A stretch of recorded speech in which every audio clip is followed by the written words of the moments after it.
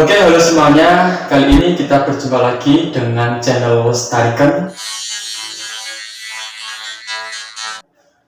Kita akan membahas tentang siklus batuan. Jadi batuan itu juga punya siklus ya teman-teman. Seperti halnya dengan air, kemudian kehidupan manusia ataupun lainnya, itu ada siklus. Jadi istilahnya berputar dari A ke B ke C, D kembali ke A dan seterusnya. Baik, kita mulai belajar kita, yaitu tentang siklus batuan. Oke ya, siklus batuan. Oke, semoga terlihat dengan jelas ya. Oke, jadi seluruh batuan itu awalnya berasal dari magma, yaitu cairan panas yang berasal di dalam perut bumi kita atau dari dalam perut bumi kita. Nah, jadi kalau dibuat semacam gambaran siklus, nah seluruh jenis batuan itu berasal dari magma. Nah, kemudian pada prosesnya magma nanti akan mengalami yang namanya proses pendinginan.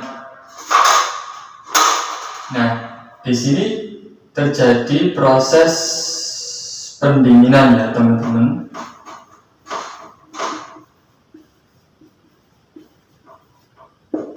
Nah, ketika magma itu membeku, nanti akan menjadi batuan beku.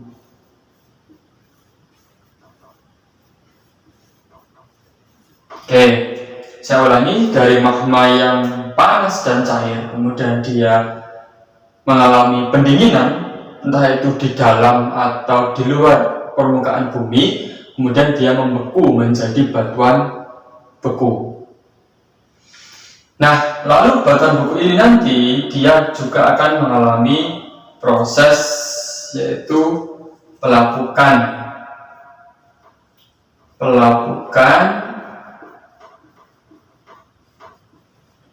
dan juga terjadi pengangkutan ya, proses pengangkutan sebagian massa batuan.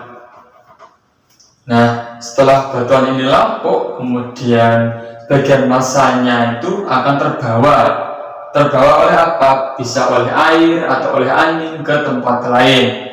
Kemudian dia diendapkan sehingga menjadi batuan sedimen.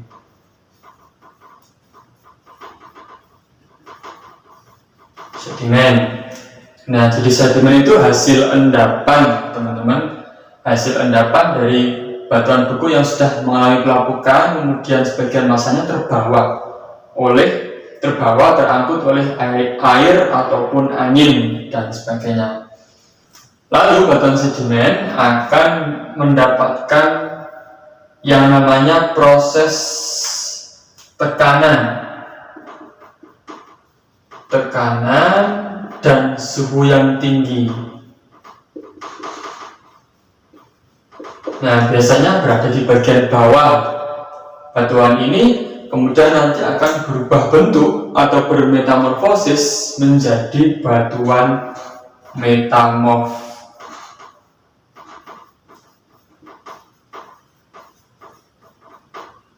Atau biasa disebut dengan batuan ngalihan, yaitu batuan yang sudah berubah bentuk dari wujud asli sebelumnya. Nah, kemudian nanti batuan metamorf kita sudah di bawah terus, karena yang atas adalah lapisan batuan yang paling muda, yang tua itu di bawah terus, kemudian nanti pada saat atau proses yang panjang dia akan melebur lagi menjadi magma. Oke, jadi magma yang cair dan panas mengalami pendinginan, berubah menjadi batuan beku, kemudian batuan beku itu lapuk dan terangkut, dia kemudian diendapkan di tempat lain menjadi batuan sedimen. Kemudian batuan sedimen nanti pada prosesnya mendapatkan tekanan dan suhu yang tinggi sehingga mengalami metamorfosa sehingga menjadi batuan metamorf atau malihan, di mana pada fase ini sudah berubah dari wujud asli sebelumnya. Kemudian nanti pada proses yang panjang lagi dia akan melebur lagi menjadi magma, dan terus demikian. Jadi semisal itu diurutkan, tapi ini tidak mutlak ya teman-teman. Ini nomor 1 magma, kemudian nomor 2 batuan beku, batuan sedimen, ataupun kemudian batuan metamorf. Nah, ini adalah siklus dari batuan teman-teman. Oke, saya akan coba membuat sebuah gambar nampak di sebuah daratan ya. Ini kan siklusnya. Nah, kita coba menggambar. Oke, semisal saya punya penampang seperti ini ya teman-teman. Oke, di bawah sini. Nah, ini adalah, anggap saja magma ya, magma atau dapur magma di bawah perut bumi kita. Nah, di sini teman-teman, dapur magma ini yang terdapat banyak magma, nanti dia akan mengalami proses vulkanisme. Jadi proses naiknya magma entah keluar sampai permukaan bumi atau hanya di dalam atau masih di dalam perut bumi. Nah, nanti si magma ini dia akan membeku ketika naik di sini. Dia akan ketika membeku di sini dia menjadi batuan beku dalam. Beku dalam ya teman-teman. Oke, ini mengalami pendinginan. Nah, ketika nanti magma itu keluar, nah, misal sampai sini, nah, di sini juga akan mengalami proses pendinginan, kemudian dia juga membeku, nanti menjadi batuan beku. Saya singkat aja, menjadi batuan beku luar. Nah, ini prosesnya ya. Di awal kita sudah sepakat bahwasannya seluruh batuan itu berasal dari magma. Nah, kemudian pada prosesnya batuan beku luar ini dia akan mendapatkan atau mengalami pelapukan ya, karena adanya curah hujan, kemudian adanya perbedaan suhu ya, atau amplitudo suhu, ataupun lainnya ya. Kemudian dia akan lapuk. Dari sini dia akan mengalami pelapukan. Nah, kemudian pelapukan tadi membuat batuan beku luar ini dia akan menjadi bagian yang lebih kecil. Nah, sehingga apa? Batuan dengan massa jenis yang ringan atau sebagian massa batuan dengan massa jenis yang ringan dia akan terbawa ke tempat lain. Terbawa oleh apa? Dia terbawa oleh misalnya air, ataupun angin, ataupun es. Nah, kemudian ini nanti akan dikumpulkan di sini.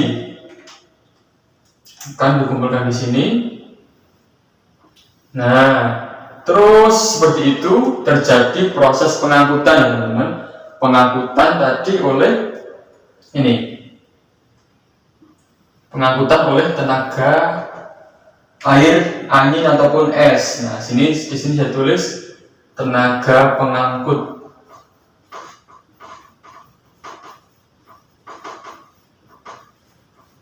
Nah, setelah itu di sini diendapkan terus-menerus, akhirnya dia menjadi batuan sedimen atau batuan endapan, hasil endapan.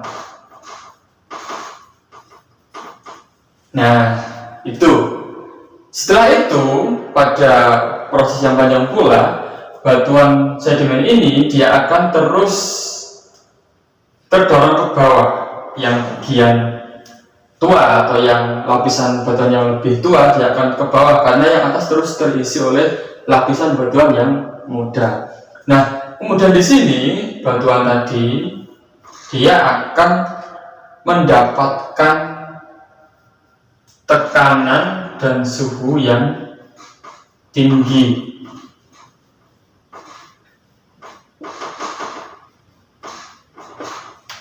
Nah, akibat dari ini akan terjadi proses metamorfosa atau berubah bentuk. Nah, kemudian daripada itu sehingga menyebabkan batuan ini menjadi yang disebut dengan batuan metamorf. Batuan yang sudah mengalami perubahan bentuk dari awalnya, atau batuan malihan. Oke, itu teman-teman. Kemudian pada prosesnya batuan metamorf nanti ketika kontak dengan magma, karena dekat dengan lava ya, dia akan melebur lagi menjadi magma. Seperti gambar tadi ya. Jadi kalau diurutkan, saya kasih ini proses pertama dari A adalah adanya magma di dalam lubur magma di dalam perut bumi kita. Kemudian dia mengalami proses pendinginan. Ya, di sini proses pendinginan saya tulis mengalami pendinginan.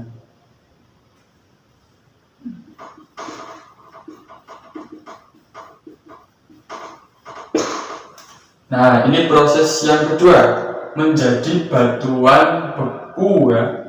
Beku dalam ketika magma itu membeku di dalam perut bumi, beku luar ketika membeku di permukaan bumi.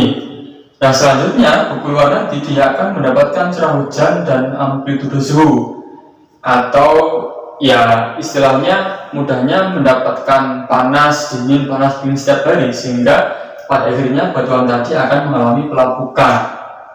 Jika sudah lapuk, maka dia akan mudahnya ya singkatnya menjadi bagian yang lebih kecil, atau apa istilahnya, rapuh dan hancur ya.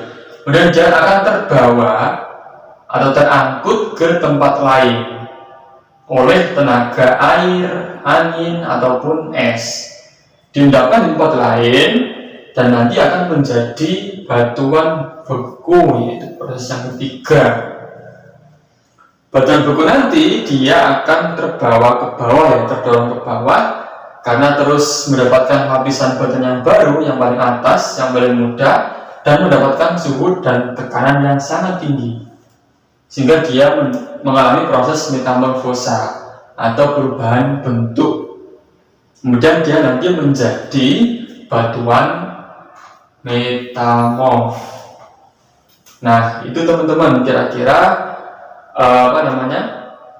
siklus batuan jika dimodelkan dalam bentuk yang seperti ini. Nah, contoh batuan beku luar adalah misalnya batuan andesit ya. Nah, ini contoh beku luar.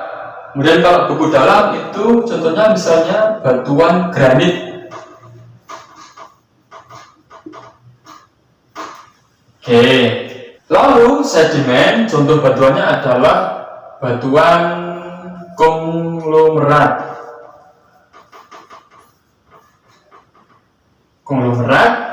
Ataupun juga batu gamping. Nah, lalu yang metamorf, contoh batuannya adalah batuan marmer atau batuan kuarsit.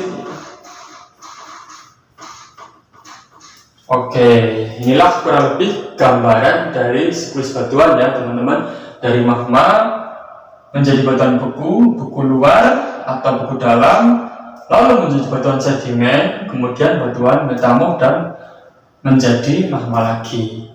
Oke teman-teman, itu adalah